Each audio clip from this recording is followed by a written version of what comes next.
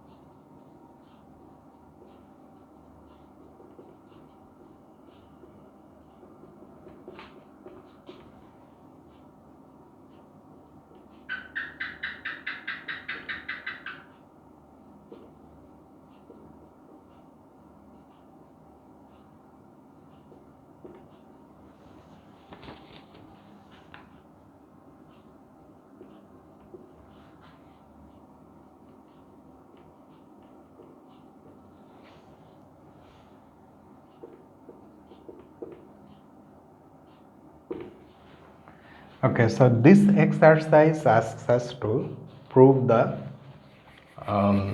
lemma 349. If we recall, this lemma is about power sets of sets.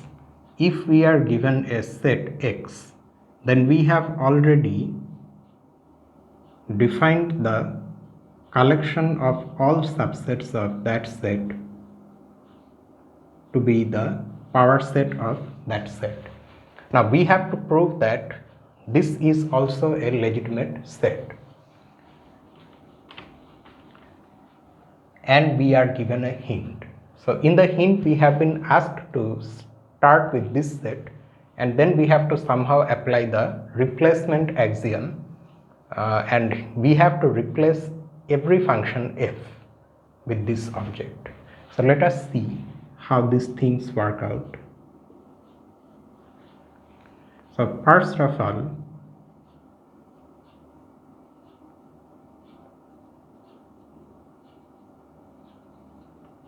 by the power set axiom,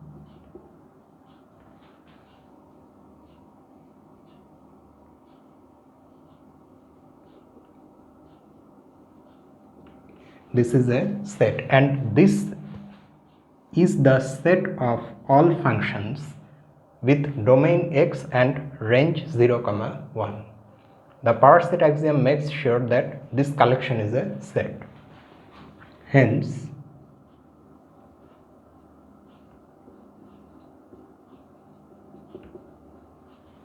by the axiom of replacement,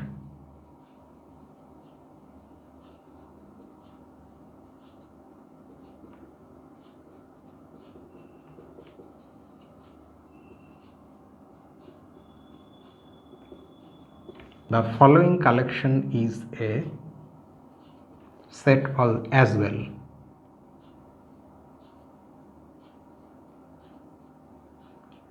F inverse of 1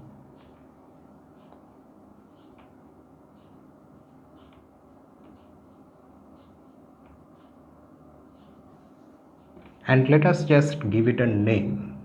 Let us call it, say, A. Okay. Now, how are we exactly applying the axiom of replacement to conclude that this collection is a set? That we have to understand. Let us recall the axiom of replacement. If we have a set, let us take any set B. Any set B is given to us, and for any element B in B, and any object C. Suppose we have a property pertaining to B and C, and there is a condition that this property or this statement satisfies, and that condition is that for every element B in B, there is at most one object C for which this is true. Then the axiom of replacement says that this collection is a set. This is true for some B in B. That is, the elements of capital B are being replaced by the objects C. I mean, those elements are being replaced for which there is an object C. If there is an object, then there is at most one, since at most one object is there for every element in B, so either there is an object which is unique or there is no object. So we collect those unique objects and we can create a set. That is the axiom of replacement. Now in this case, in place of B, we have this set. And this set has functions from x into this. For each function f and any object C, let us define a property Pf, C, just like this one. And the property is this: C is equal to f inverse of 1. Okay, this is a legitimate property. Now let us see whether that condition is true for this particular P. If we consider any function in this set, then for that function there is at most one C for which this is true. In fact, not just at most one C, but exactly one C, and that C is nothing but this inverse image. So that means for this particular P that we have defined here, that condition is true. So we are in a position to apply the axiom of replacement in this case, and doing so makes us conclude that this is a set, this collection.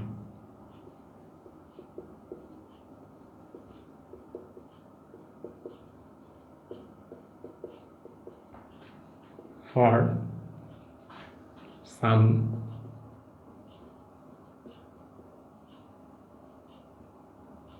this collection is a set. Now since P of f, C being true means C being equal to this, so this collection is nothing but this.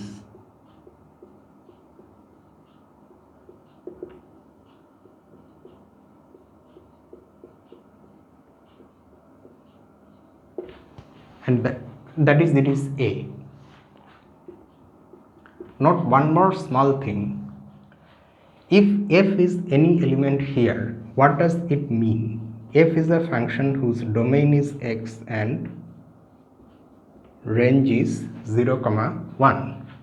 So that means this inverse image makes sense because 1 belongs to the range. So the inverse image makes sense. It may or may not be empty, that's not the problem. So that means that's how we are applying the axiom of replacement to conclude that A is a set.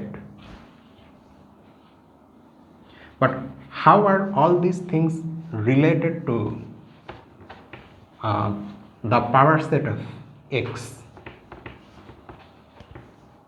That is our next claim. We now claim that this is nothing but the power set of X.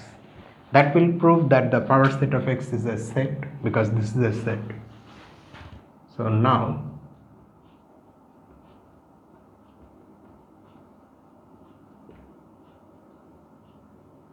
we claim that A is the power set of X. Clearly,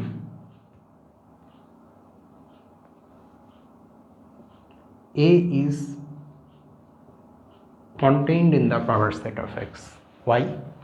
Because if I choose a function in this set, then by definition of inverse image, this inverse image, this is a subset of X.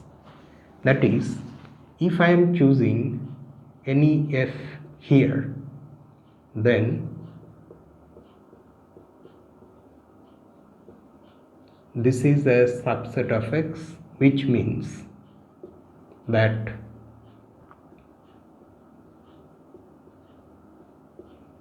this is an element in the power set of X, and this is any typical element in A. So A is contained in the power set of X. We now have to prove the reverse containment.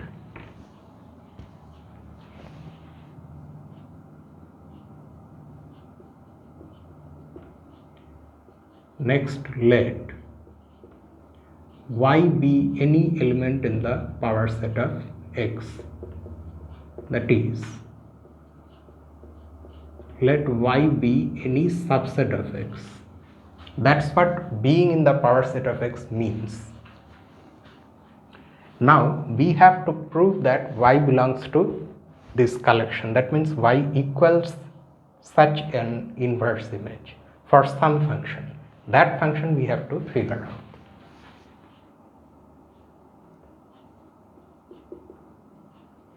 Define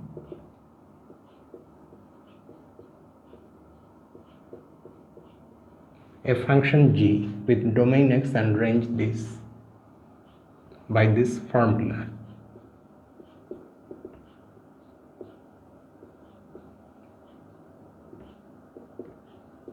If x belongs to y and 0 if x does not belong to y. This is a legitimate function. Whenever the input is in y, the functional value is 1, otherwise it is 0. Note that this function completely characterizes the subset y. It tells us exactly what elements of x belong to y, namely those elements whose g values are equal to 1. For those elements whose g values are not equal to 1, that is, are equal to 0, they are not in y. For this reason, this function is also sometimes called the characteristic function of this subset y. We will make use of this type of functions when we study integration. We still have so much time before we get to that, but there we will encounter characteristic functions. Anyway, now why this function and what is its speciality? Note that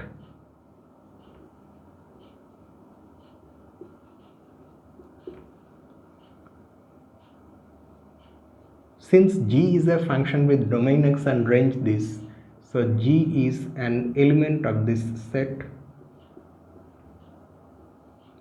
and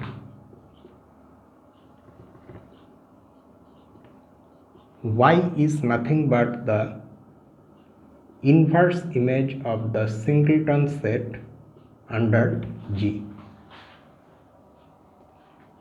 Because you see, the definition of G makes it clear, or if you are finding it confusing, we can verify it like this.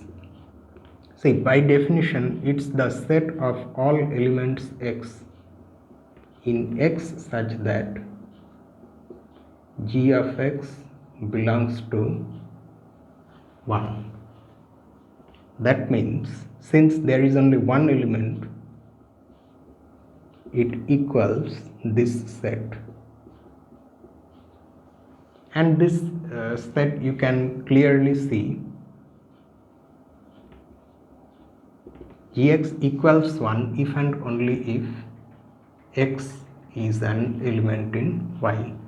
That is, this is nothing but y. So that's how we are getting g inverse of 1 is equal to y.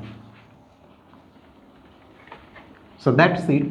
We have realized y as the inverse image of this singleton set under some function from this set, and that tells us that y is an element in the collection A.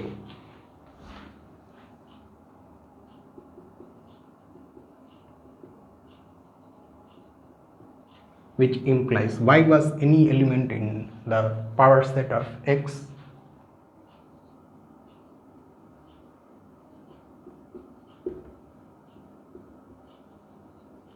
thus A equals the power set of x, and this was our claim, and thereby it follows that the power set of x is actually a legitimate set, and the solution ends here. So after this,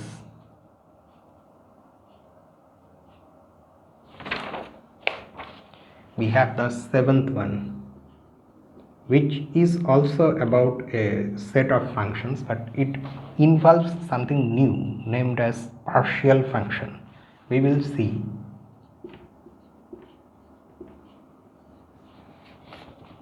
Let x and y be sets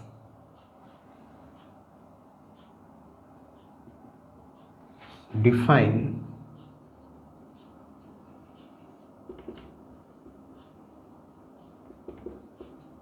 a partial function from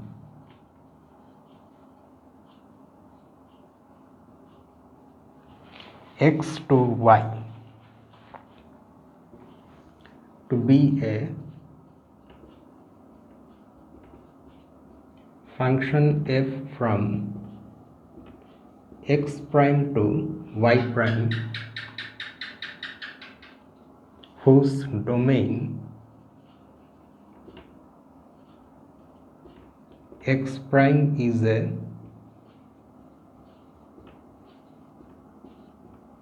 subset of x and like that whose range is a subset of y. So such a function is known as a partial function.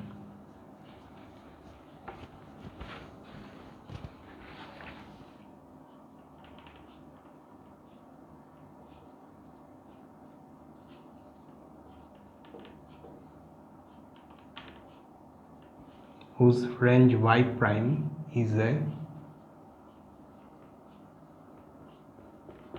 subset of y. So that means we have a situation like this. We have the sets x and y. X prime is any subset of x, y prime is any subset of y, and there is a function f, an ordinary function whose domain is x prime and range is y prime. Then we will say that this f is a partial function from x to y. So that means ordinary function, that concept is a in this sense we can say that is a special case of partial function, and we get that when x equals x prime and y equals y prime. Okay, so that's what a partial function means. Now what is the exercise? Show that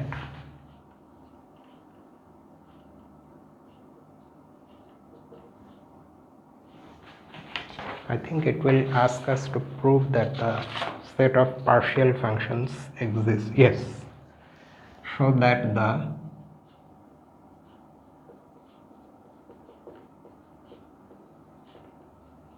collection of all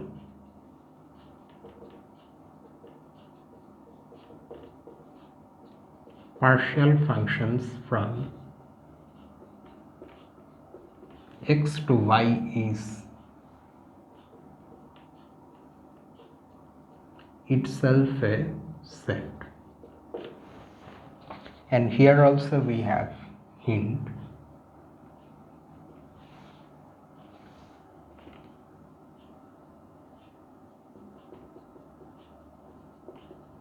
Use the previous exercise. Then the power set axiom,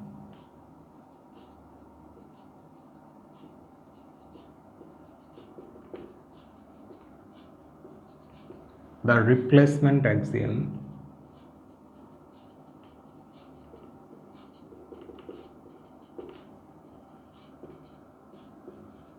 and the union axiom.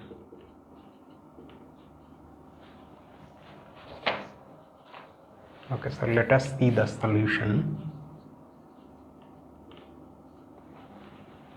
First of all, the previous exercise allows us to say that power sets of sets are themselves sets. So by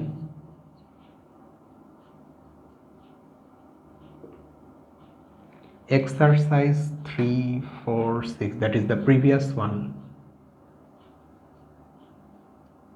these are sets.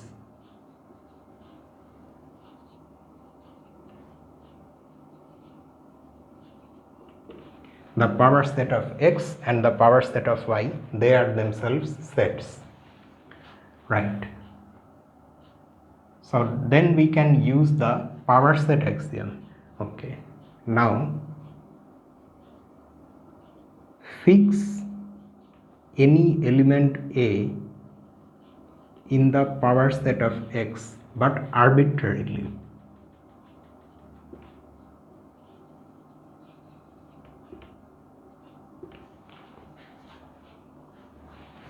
Fine.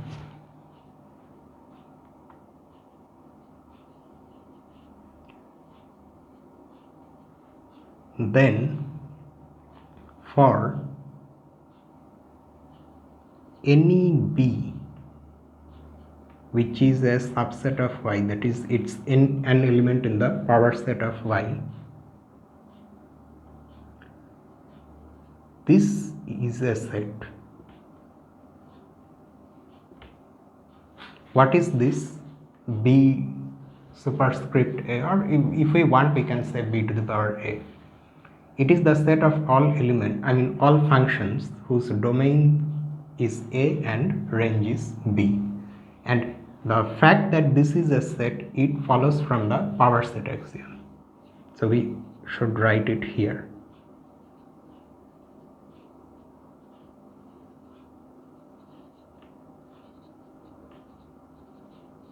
By the power set axiom. Now, by the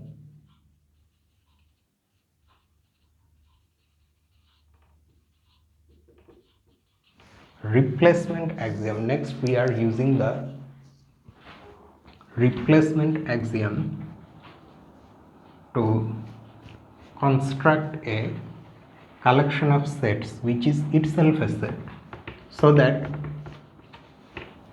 we can use that with the axiom of union to create a union. Okay.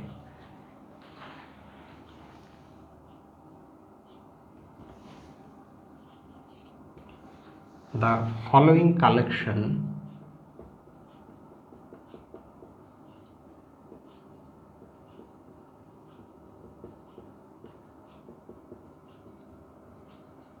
is a set.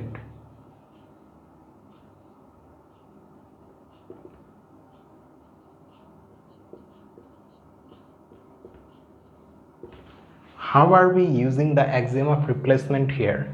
See, we are replacing the subsets of y by these sets, which are sets of function from a into b, and b is varying, so we are replacing b with this object, and that we can do. So there we are using the axiom of replacement, and this collection is a set that will allow us to form the union of the elements in this collection, and for that we will need the axiom of union. But note that using the axiom of union, you can unite the sets of a collection that is itself a set. You cannot consider a collection which is not a set, like the set of all sets, and form their union. That you cannot do. In the axiom of union, if you go back to its statement, that is axiom 3.11, you will see that it starts like this: let A be a set whose elements are themselves sets. it's important for A that collection to itself be a set. That's why we need the axiom of replacement to make sure that this collection is a set. Here we can use the axiom of union. Then by the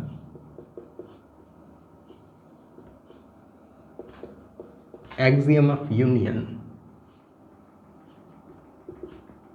this is a set.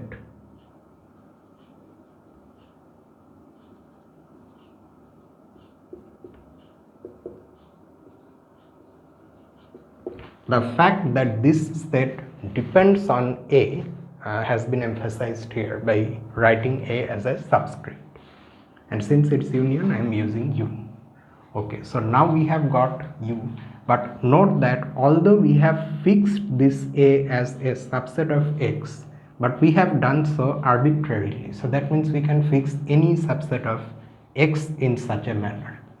Now if we vary this A over the power set of X, then we will get another such collection. So again,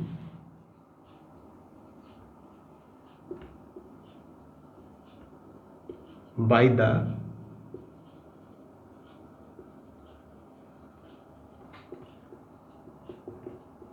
replacement axiom,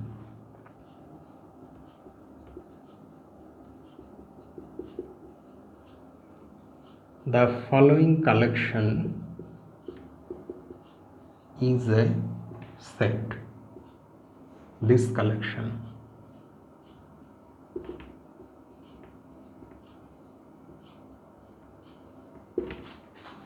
So on this we can then again apply the axiom of union. Hence, by the union axiom,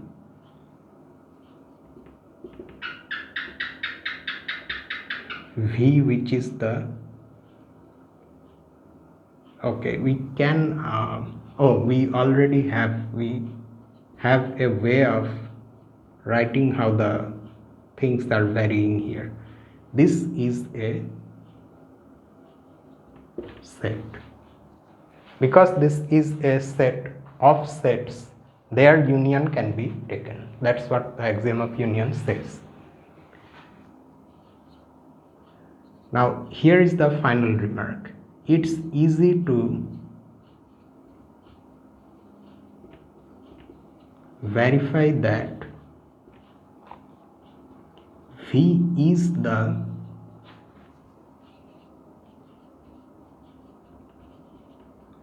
collection of all partial functions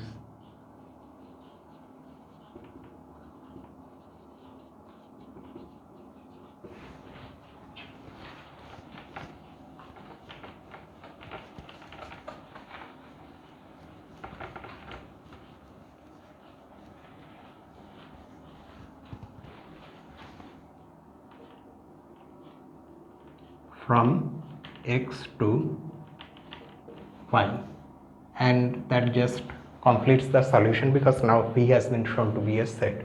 But this last remark, let us just see it somewhat in more detail.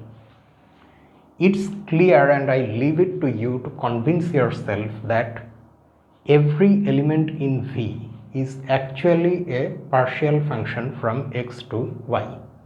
You see that yourself. But let us now see that any partial function from X to Y is actually in V, so that V becomes the collection of all partial functions from X to Y. So let F be a partial function from X to Y. That means X is a function whose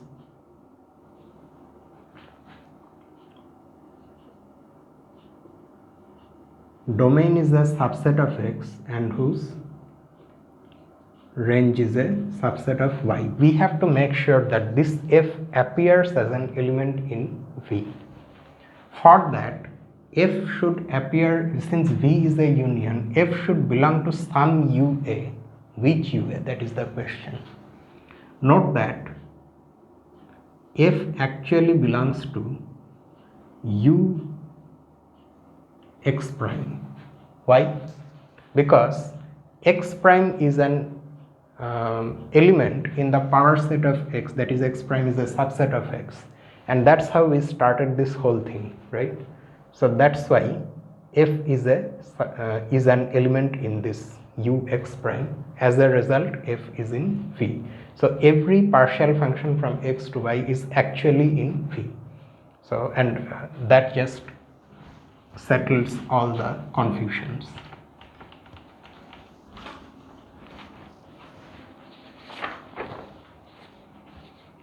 Okay, next we have, this one is somewhat short.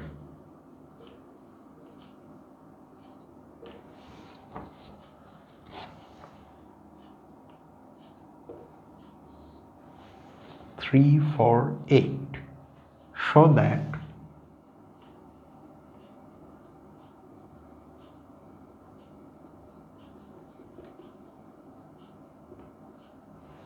axiom 3.4 can be deduced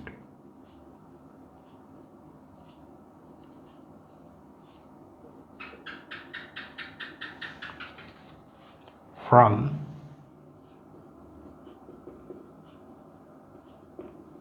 axiom 3.3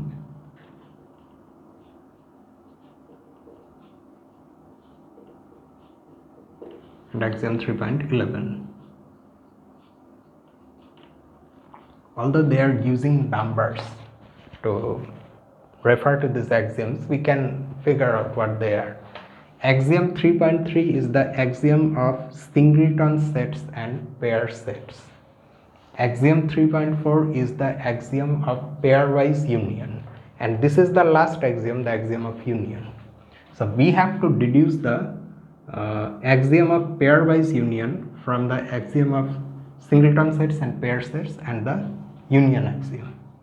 Okay, so for axiom 3.4, what does it say? It says that if there are two sets A and B, then their union, which is defined to be the set of all elements which are either in A or in B or in both, is a set. Okay, that's what the fourth axiom states. We have to prove this using these two things. So that means we will have to start with two sets. Let this be any sets by axiom 3.3. We are going to use the fact that if we are having, okay, by the way, if we have two objects given to, okay, we can in fact use the first axiom also. By axiom 3.1, since, or let us phrase it this way, since A, B are objects, sets are objects, that is the first axiom. By axiom 3.1,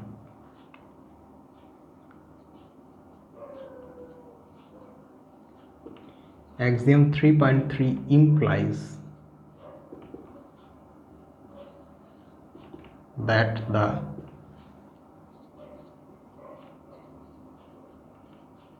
collection is a set. We are using the pair set part of axiom 3.3 here, which says that if we are given two objects, not necessarily distinct, then we can form a set consisting of those objects. The fact that A and B are objects comes from the first axiom. From the pair set axiom, we get the fact that this collection is a set. Now we can use the axiom of union. Hence,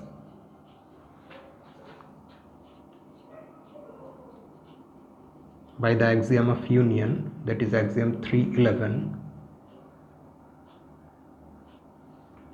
this is a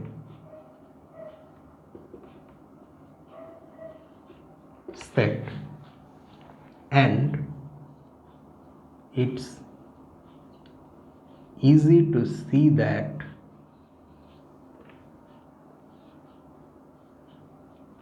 this union is nothing but the union of A and B, and that just gives us the fact that the union of A and B is a set, and this completes the solution.